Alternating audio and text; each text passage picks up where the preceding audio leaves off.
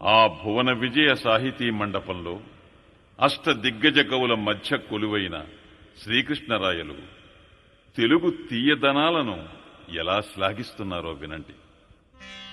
తెలుగదేలయన్న దేశంబు తెలుగు, ఏను తెలుగు వల్లభుండ తెలుగొకండ ఎల్ల నృపులు గొలువ ఎరుగవే బాసాడి దేశ భాషలందు తెలుగు లెస్స.